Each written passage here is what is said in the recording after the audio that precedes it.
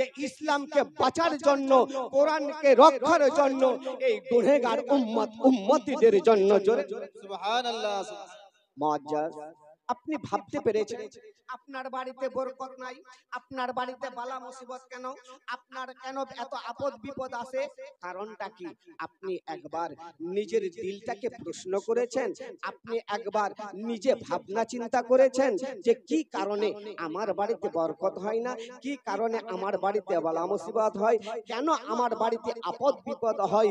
একটাই কারণ হচ্ছে আপনার আল্লাহর সঙ্গে আপনি ঠিক মোহাব্বত রাখেন না, নবীর সঙ্গে আপনার মোহাব্বত নাই, নবীর সঙ্গে আপনার ভালোবাসা নাই, আপনি নামাজের সম্পর্কে আপনি কোনো ভালো মন্দ জানেন না, যে 5 ওয়াক্তের নামাজ আদা করলে কি হবে, আর যদি না পড়ি তাহলে আপনার আমার অবস্থাটা কোথায় হবে? তো তাই মুআজ্জাজ সামিনে কেরাম, আমার বিশ্ব নবী সাল্লাল্লাহু আলাইহি ওয়াসাল্লাম ইয়ানি বলে দিয়েছেন, ও দুনিয়ার বান্দা বান্দিরা শোনো, তোমরা নামাজ কায়েম করো, আমি যেইভাবে রুকু করি তোমরা সেইভাবে রুকু করো, আমি যেইভাবে সিজদা করি তোমরা সেইভাবে সিজদা করো। আমার আল্লাহ বলেন, বান্দারে শোনো, যতক্ষণ পর্যন্ত তোমরা মসজিদে এগিয়ে না আসবে ততক্ষণ পর্যন্ত আমি আল্লাহ তোমাদের প্রতি রহম করব। সুবহানাল্লাহ, সুবহানাল্লাহ। তো আমাদের অবস্থাটাই আজকে দেখুন, বাড়িতে যে বড় বড় মোবাইল আছে সব কিছু ওই মোবাইলে পাওয়া যাচ্ছে। এক বৈজ্ঞানিক বলেছিলেন যে পৃথিবীটাকে হাতের মুঠোয় করবে, তো হাতের মুঠোয় হয়েছে কিনা বলুন মুআজ্জাজ? শুধু তাই নয়, আরো অনেক কিছু শোনা যায়। 20 বছর 25 বছর পরে এমন হবে যে আপনার এই বুড়ো আঙুলের দাখর মধ্যে আপনি পৃথিবীকে দেখতে পাবেন, হয়তো বৈজ্ঞানিক এটাও আবিষ্কার করবে। মুআজ্জাজ সামিনে কেরাম, কারণ আমরা জালসা জীবনে অনেক শুনছি, আমাদের অবস্থার কারণ হলো এটাই যে আপনার বাড়িতে নামাজই নাই। মুআজ্জাজ সামিনে কেরাম ছোট্ট করে বলে, বাবা, আল্লাহর নবী সাল্লাল্লাহু আলাইহি ওয়াসাল্লামের দরবারে এক সাহাবা আসলেন, আসার পর বলতে লাগলেন, ইয়া রাসূলুল্লাহ, আমি বাড়িতে এত ইনকাম করি, আমার বাড়িতে এত রোজগার হয়, ইয়া রাসূলুল্লাহ আমার বাড়িতে বরকত হয় না কেন? কারণ কি নবী গো, আপনি একবার বলে দিন।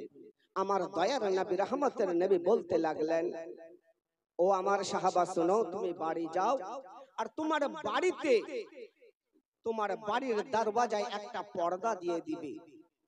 সাহাবায়ে কিরাম ঠিক সেইভাবে করলেন, বাড়ির গেটে পর্দা দিলেন।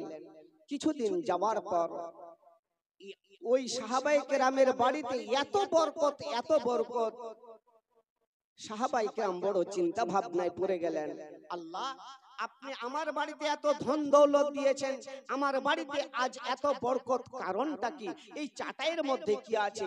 সম্পূর্ণ খেজুরের চাটাইটা খুললেন, কিন্তু কোনো কিছু পেলেন না। মনে মনে ভাবছেন, আমার দয়ার রাসূল হয়তো চাটাইয়ের মধ্যে তাবিজ দিয়েছে, আমার দয়ার রাসূল হয়তো চাটাইকে পড়ে দিয়েছে।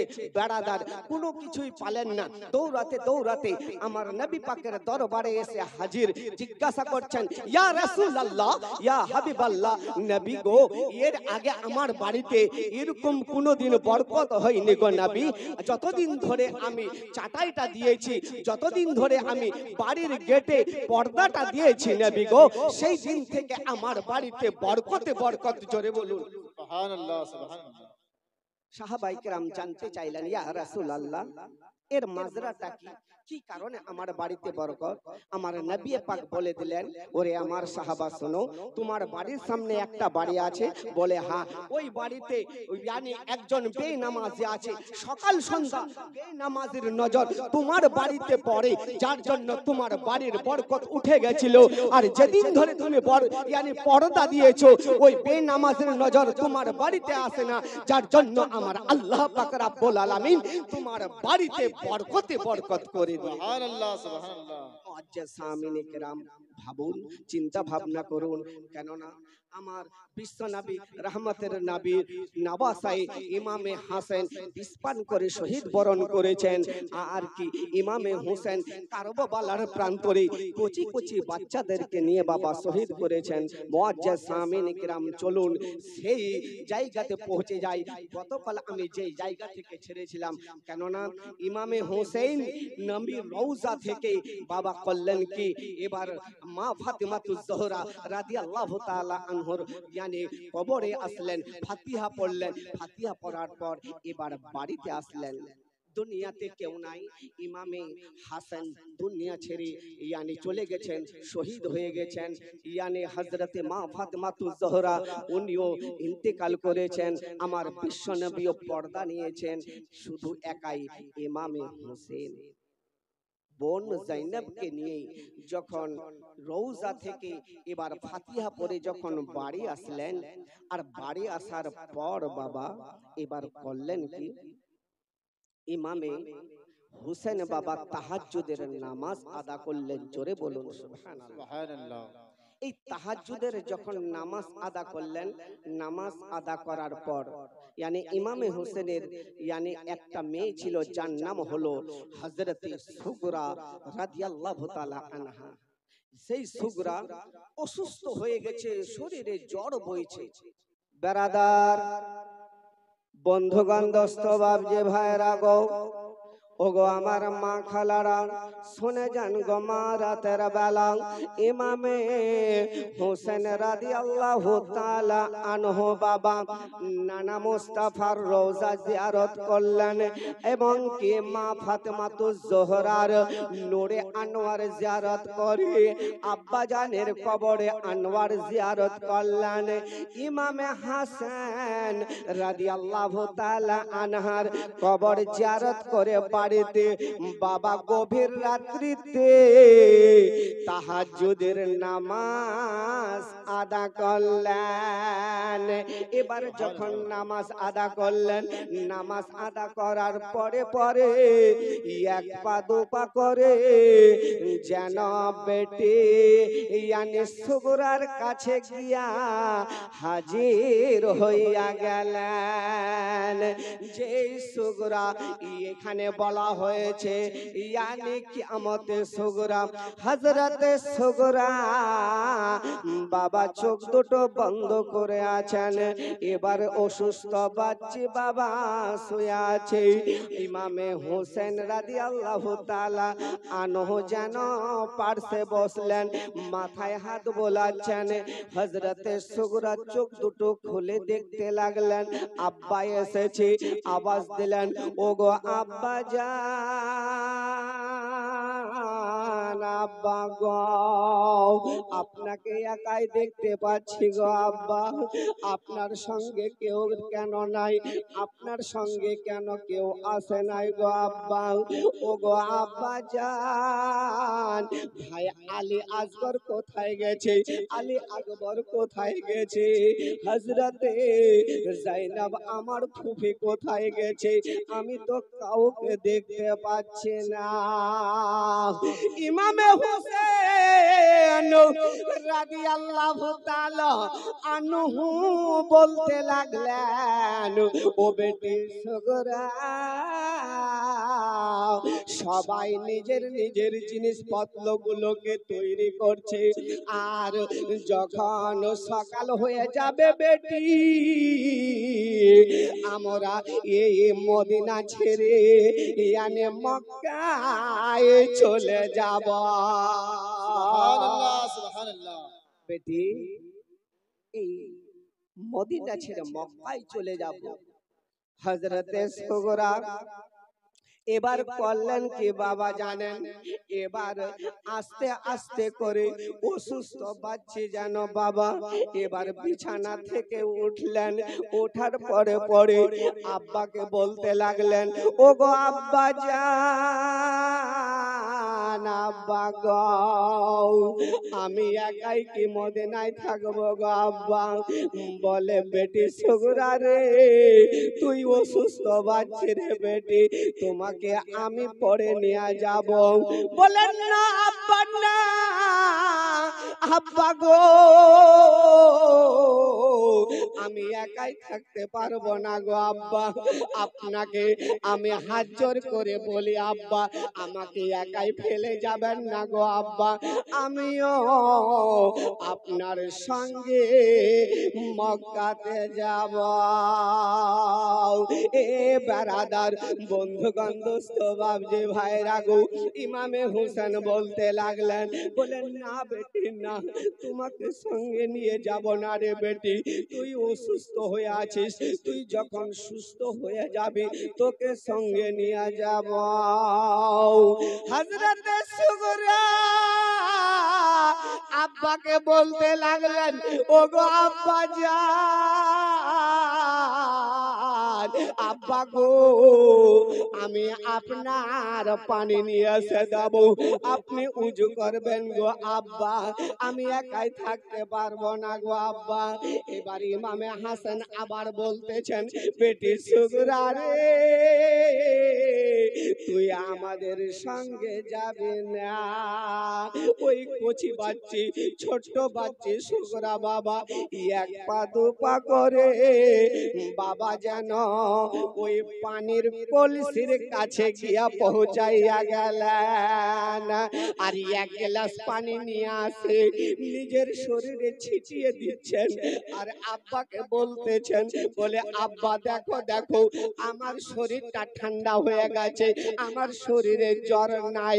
এ বেরাদার এদিকে একবার চিন্তা ভাবনা করুন, আপনার শরীরে যদি পানি পড়ে আপনার শরীরটা ঠান্ডা হবে কি হবে না?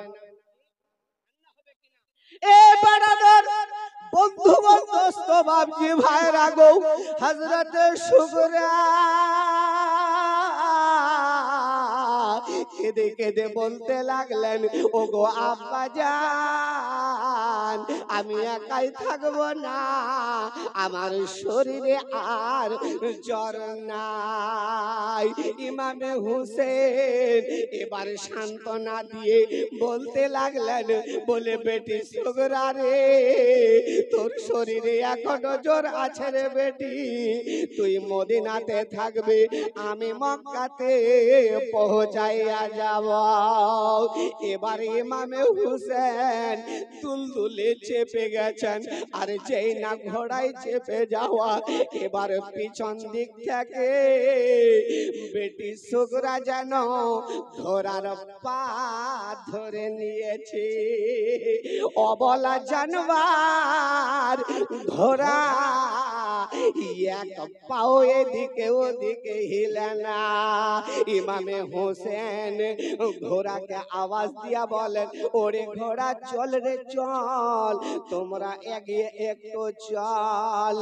আল্লাহ পাকের কুদরতে ঘোড়ার জবান খুলে গেছে, বলে আল্লাহ গো আল্লাহ ইয়ে কেমন মহিমা গো আল্লাহ, একদিকে আমাকে নিষেধ করে আর একজন আমাকে যেতে বলে। ও গো রাব্বুল আলামিন আমি যদি এগিয়ে এক পা চলে যাই, কচি বাচ্চি সুগরা আমার পায়ে তলে পড়ে পিছে যাবে। আল্লাহ পাকের অর্ডার, বলে ঘোড়া রে যতক্ষণ পর্যন্ত আহলে খানদানের ফুল তোমার পা না ছেড়ে দেয় ততক্ষণ পর্যন্ত তুমি এক পাও এগিয়ে যাবে না।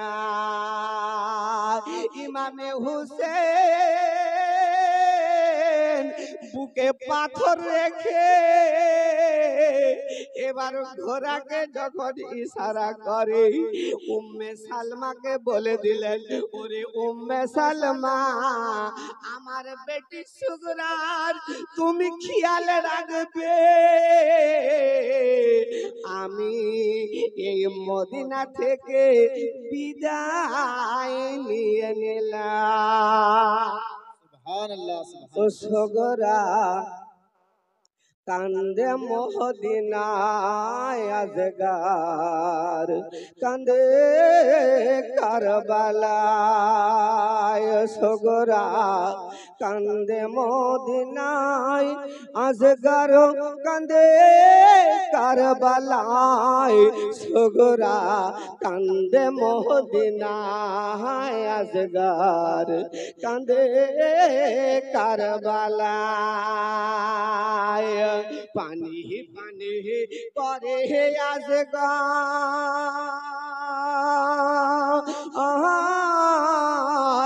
আব্বাকে জানাই, ইমাম হুসেন কোলে তুলে সিনাতে লাগাই। পানি পানি করে আজগার,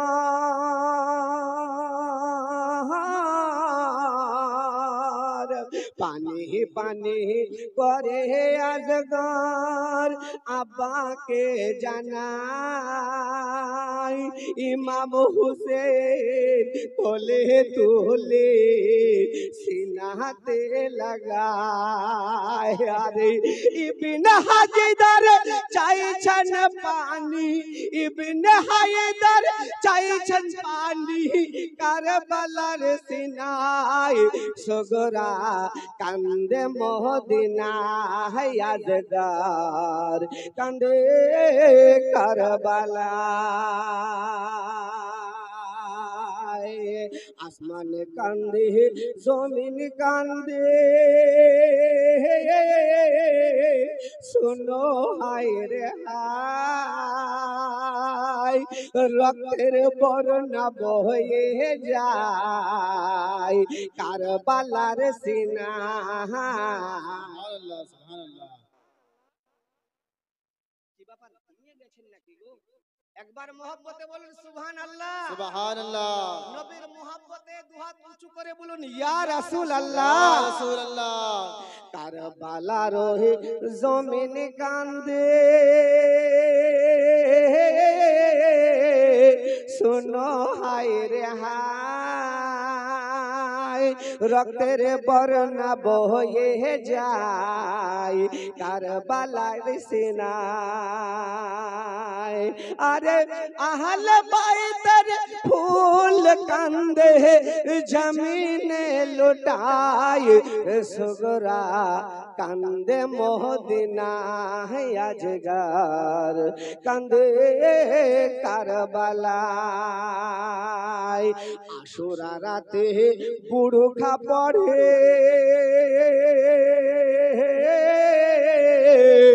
মা ফাতেমা আসিয়া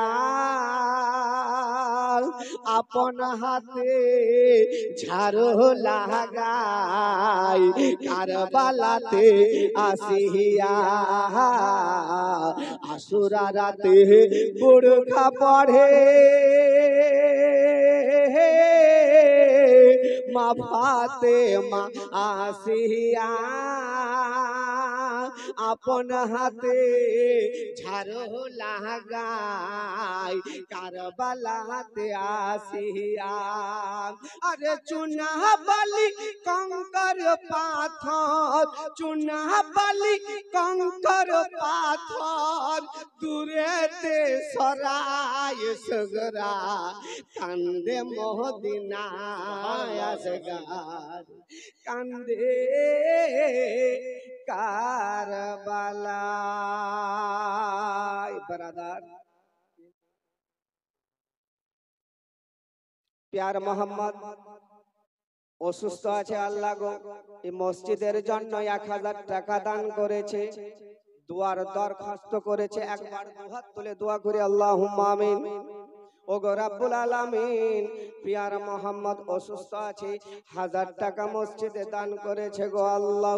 আল্লাহ তাকে সুস্থ বানিয়ে দিও, মনের আশা আকাঙ্ক্ষাকে পূর্ণ করে দিও রব্বুল আলামিন। আল্লাহ তার খানদান থেকে আল্লাহ যারা কবরবাসী হয়ে গেছে গো আল্লাহ, কবরের আযাব থেকে মাফ করে মাওলা তাদের জান্নাতি করে দিও। আমিন সুম্মা আমিন।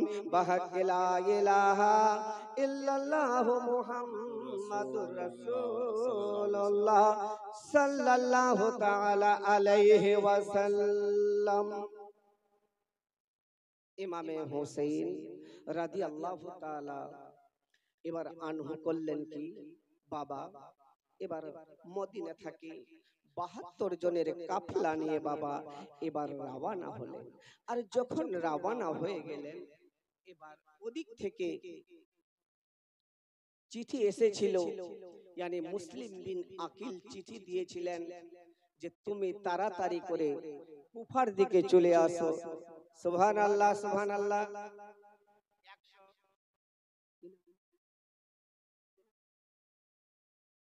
একজন মা আমার 100 টাকা দান করেছে, 505 টাকা মুজিবুর রহমান মৃত্যু ব্যক্তির জন্য আল্লাহ দান করেছে। আল্লাহ গো, এই দানকে আল্লাহ কবুল করে নিও, বলি সকলে আমিন। তো মুআজ্জাজ সামিনে কেরাম ইমামে হোসেনের কাছে যখন চিঠি দিয়েছে, মানে মুসলিম বিন আকিল বলে, ভাই ইমামে হোসেন চিঠিতে লেখা আছে, ইমামে হোসেন তুমি তাড়াতাড়ি করে কুফাতে চলে এসো, তোমার নামে মানে সমস্ত কুফাবাসীরা বাইত হয়ে গেছে, চাতক পাখির মতো তোমার জন্য চেয়ে আছে। তুমি দেরি না করে তুমি তাড়াতাড়ি করে কুফার দিকে রওনা হয়ে যাও। বেরাদার, এই মুহূর্তে ইমামে হোসেন চিঠি পেলেন, রাস্তা দিলেন, চলতে লাগলেন। যেতে যেতে মানে ওবাইদুল্লাহ ইবনে জিয়াদ একটা পড়ে চিঠি দিয়েছিলেন, ওই চিঠিতে লেখা ছিল যে হোসেন তুমি কুফাতে যদি চলে আসো তাহলে তোমাকে কতল করা হবে, শহীদ করা হবে। এই চিঠিখানা পেয়ে অঝর নয়নে কান্না করলেন, কারণ ইমামে হোসেন জানতে পেরে নিয়েছিলেন মুসলিম और তার দুই ছেলে অন মোহাম্মদ yani ওই কুফাতে শহীদ হয়ে গেছে। জোরে বলুন সুবহানাল্লাহ। মুআজ্জাজ সামিনে কেরাম এবার যখন শহীদ হয়েছে মুআজ্জাজ সামিনে কেরাম, ইমামে হোসেন আগে যখন এই মদিনা থেকে যখন মক্কাতে গেলেন, পরামর্শ করেছিলেন যে কুফাতে যেতে হবে, সবাই বায়েত হবে। মুসলিম করলেন কি, কুফাতে যখন যাবেন তার দুই ছেলেকে সঙ্গে নিয়েছিলেন। এই ইব্রাহিম এবং মুহাম্মদের কি ঘটনাটা ঘটেছিল, মুসলিমের কি ঘটনা ঘটেছিল, রাবি হাদিসের মধ্যে রিওয়ায়াত করছেন। এ বারাদার, বন্ধুগণ, দোস্ত, বাপ যে ভাইয়েরা গো, এবার চলুন একটু, এবার এই ইমামে হোসেন মদিনা থেকে মক্কায় পৌঁছালেন। ইবনে আস ছিলেন বাবা, ওই মক্কা নগরের গভর্নর ইবনে আস ছিলেন বাবা, আহলে খানদানের বাইতের মধ্যে একজন মান্যওয়ালা। ইমামে হোসেনকে হেফাজত করেছিলেন। বারবার কুফা থেকে খবর পাঠাই, চিঠি আসে, একটা দুইটা নয়, কোন কিতাবে পাওয়া যায় 200টা চিঠি, কোন কিতাবে পাওয়া যায় 150 খানা চিঠি। এ বারাদার, ইমামে হোসেন এবার কুফাতে যাবেন, কিন্তু ইবনে আস কুফাকে yani হোসেনকে বলতে লাগলেন, ও ভাই হোসেন শোনো শোনো, তুমি যে কুফাতে আগে যেতে চাইছো ভাই, কিন্তু তুমি তো জানো না কুফার লোকেরা এরকমই ভালো, কিন্তু তাদের তরবারির ব্যবহার ভালো নয়। কুফাতে যাব, কুফার হালুয়া কিপ করার জন্য অন্য কাউকে পাঠানো হবে। এবার দাঁড়িয়ে গেলেন মুসলিম বিন আকিল, আকিলের ছেলে মুসলিম হোসেনকে বলতে লাগলেন, ও ভাই হোসেন, আমি তৈরি হয়ে গেছি, আমি যাব কুফাতে, yani কুফার হালুয়াকে জানার জন্য আমাকে তুমি ইজাজত দিয়ে দাও। এবার করলেন কি গো বাবা, এবার মুসলিম বিন আকিল বাবা এবার কুফাতে যাবেন, আমার দুটো ছেলে ছিল, একটার বয়স ছিল 6 বছর, একটার বয়স ছিল 8 বছর। ইমামে মুসলিম বাবা তার 2 কলিজার টুকরা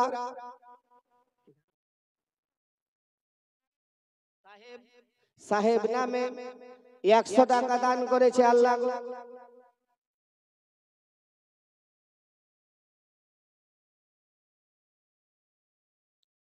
নারে তাকবীর। আল্লাহু আকবার। আজকে শেষ রাত্রি গো, এই রাত্রিটা আর আমাদের নসিবে ভাগ্যে কারো হতেও পারে নাও পারে। আচ্ছা বলুন, এখান থেকে আমরা বাড়ি যেতে পারবো, আমাদের কি গ্যারান্টি আছে? না। যদি আপনার এখানে মওত হয়ে যায়, আপনি বিনা হিসাবে জান্নাতি, জোরে বলুন সুবহানাল্লাহ। এই জান্নাতি ভাষা সুবহানাল্লাহ আলহামদুলিল্লাহ বলতে আমাদের ইতস্ত মনে হয়। দেখবেন তৃণমূলের হোক, সিপিএম এর হোক, কংগ্রেসের হোক, যখন আপনি এবার কি কোনো মিটিং এ চলে গেছেন, আপনাকে বলতে হয় না, বাড়িতে এসে দেখবেন আমার গলার আওয়াজটা উঠছে না, এত আমি এমন ভাবে তাকবীর দিয়েছি, এমন ভাবে নারা লাগাইছি, ইনকিলাব জিন্দাবাদ। বারাদার শুনুন, এই জান্নাতি ভাষা বলতে গেলে পরে দিল লাগবে, দিল থেকে যতক্ষণ পর্যন্ত আপনার না বের হয় ততক্ষণ পর্যন্ত আপনার মন দিল গাওয়ারা দেবে না, মুখ থেকে ওই শব্দটা বের হবে না। মুআজ্জাজ মনেই পড়ে গেল বলেই দিই, 2 বন্ধু মিলে চলে যাচ্ছে, একটা মিটিং এ যাবে, এখন তো তৃণমূলেই মিটিং এ যাচ্ছে, বলে নাড়াটা দাও, সবাই বলছে তুমিও বলো, তো একে গুতাচ্ছে জোর করে, যে বলো, কেন বলতে চাইছে না জানেন? ওই মালটা আলাদা দলের, যার জন্য ও বলতে চাইছে না, মন দিয়ে বলতে চাইছে না, বুঝলেন?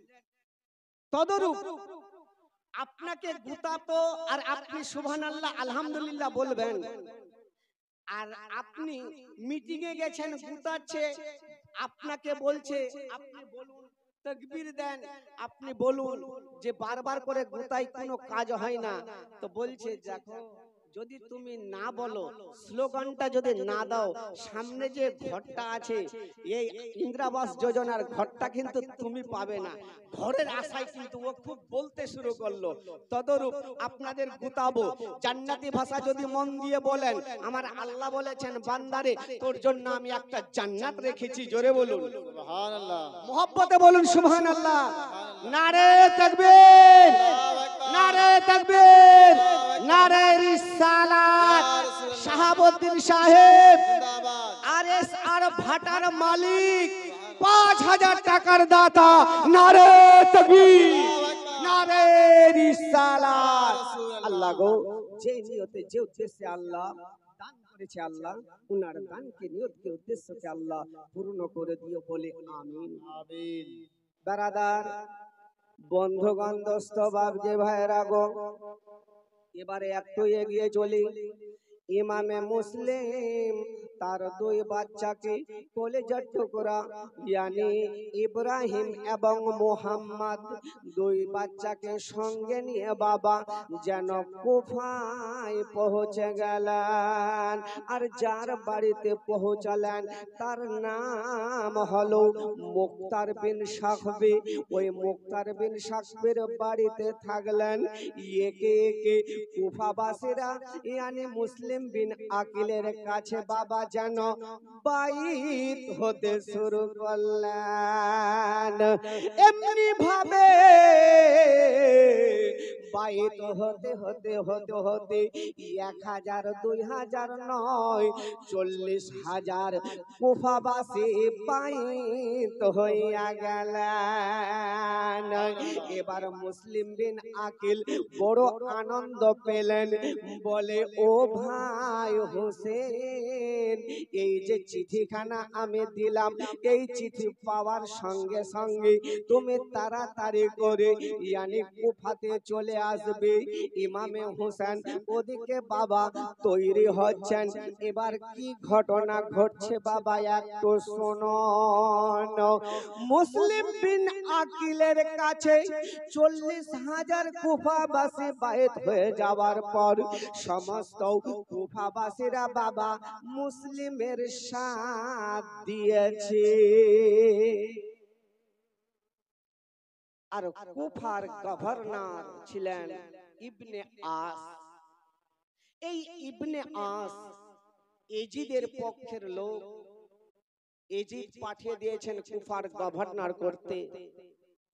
ইবনে আসকে কুফার 2-4 জন ব্যক্তি বাবা গিয়ে বলতে লাগলেন, ও কুফার গভর্নর ব্যাপার কি তুমি কি দেখতে পাচ্ছ না সমস্ত কুফাবাসীরা মুসলিমের কাছে বাইত হয়ে যাচ্ছে, আর এই খবরটা যদি ইয়েজিদ শুনতে পায় তাহলে তোমাকে গভর্নর থেকে খারিজ করে দেবে।